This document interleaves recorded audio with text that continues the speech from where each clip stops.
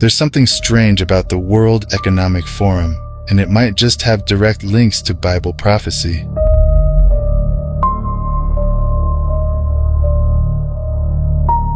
I believe very soon the prophecy will be fulfilled. Will you see the prophecy fulfilled? So the prophecy says. Figures into an ancient prophecy. It is only the fulfillment of prophecy. You've heard me talk about the global elite, the puppet masters behind the scenes who pull the strings of our so-called leaders. But today, we're going to zero in on one of the most powerful and shadowy organizations out there, the World Economic Forum, WEF. This isn't just some think tank for rich people to gather and talk about how they're going to save the world.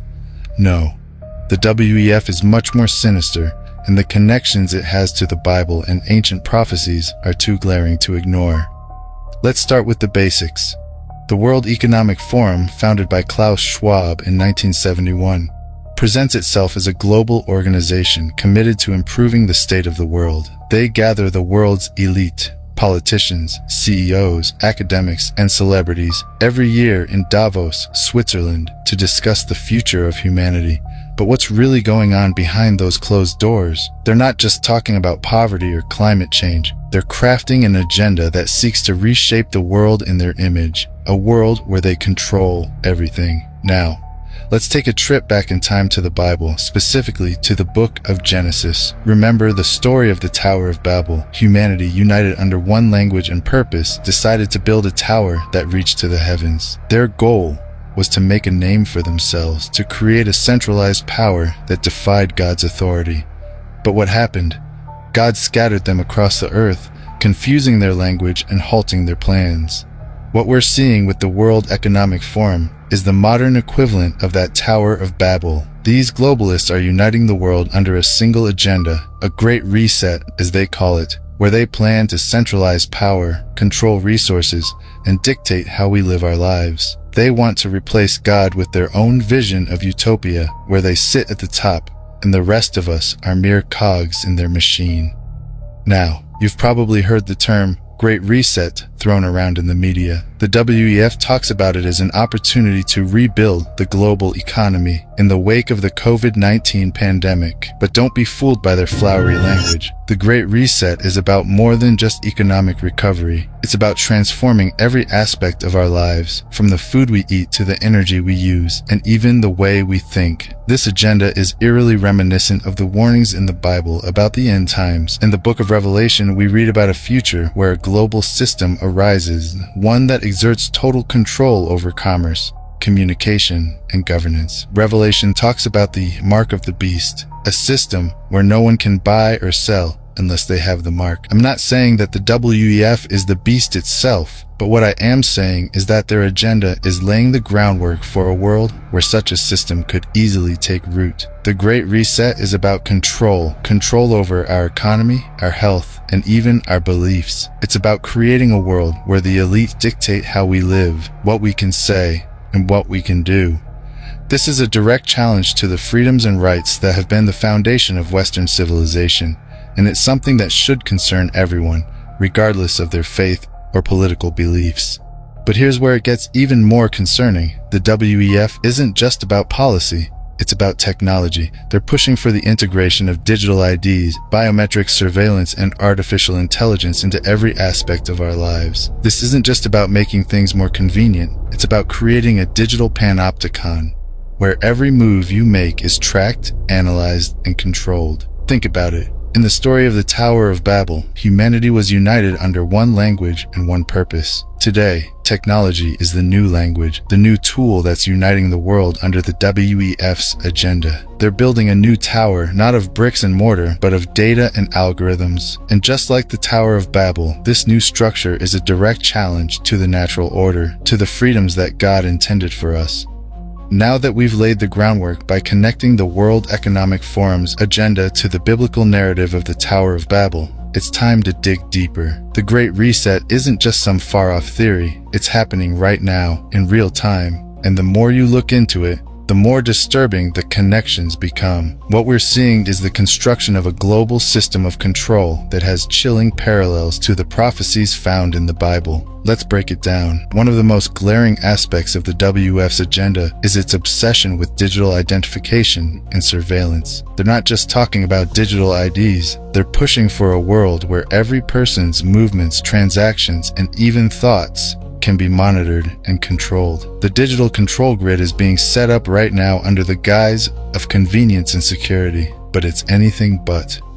Let's talk about digital IDs and biometric tracking. The WEF has been vocal about integrating these technologies into every aspect of life. They promote digital ID systems that would link everything, your financial transactions, your medical records, even your social interactions, to a single digital identity. This sounds convenient on the surface, but let's connect the dots to what the Bible warns us about. In Revelation 13:16-17, it talks about a system where no one can buy or sell unless they have the mark of the beast. Now, what if this digital ID is the modern equivalent of that mark? What if, one day, the only way to participate in the economy is through a system controlled by these global elites? The groundwork is being laid right now, and the WEF is at the forefront of it all. Now we're going to pull back the curtain even further and expose the real danger behind the World Economic Forum. We connected the WEF's agenda to biblical prophecy and the disturbing steps they're taking to implement a global control grid. But here's the kicker. None of these people were elected. They hold no public office, yet they're wielding an incredible amount of power over governments, economies, and our very way of life. This is the shadowy hand that's guiding the future, and it's time to shine a light on it. Klaus Schwab and his cronies at the WEF were never elected by the people. They don't answer to any democratic process, yet they're influencing global policies as if they were the rulers of the world. Schwab himself has admitted that the WEF penetrates governments with its Young Global Leaders program, which places their handpicked protégés into positions of power across the globe. This isn't a conspiracy theory. This is straight from the horse's mouth. But who gave them the authority? Who decided that these elites, gathered in their plush Swiss retreats, should be the ones to dictate how the rest of us live? The answer is no one. They've assumed this role because of their wealth, their connections, and their ability to manipulate the levers of power behind the scenes. This is a global elite, operating without any checks and balances, and it's a direct affront to the principles of democracy and self-governance. The WEF's influence extends into every corner of the world, from shaping economic policies to dictating responses to crises like the COVID-19 pandemic. These decisions affect billions of lives, but the people making them are accountable to no one. When governments implement policies influenced by the WEF, who do they answer to if those policies fail? Certainly not to the voters, because the WEF operates outside the realm of democratic oversight. Take, for example, the push for global digital IDs, concepts heavily promoted by the WEF. These aren't just health measures, they're tools for control, and they're being pushed through by governments that are more beholden to the WEF than to their own citizens. And who's behind these pushes? It's not the voters, it's the unelected who attend Davos every year, planning out their vision for the world without any input from the people who will actually have to live in it.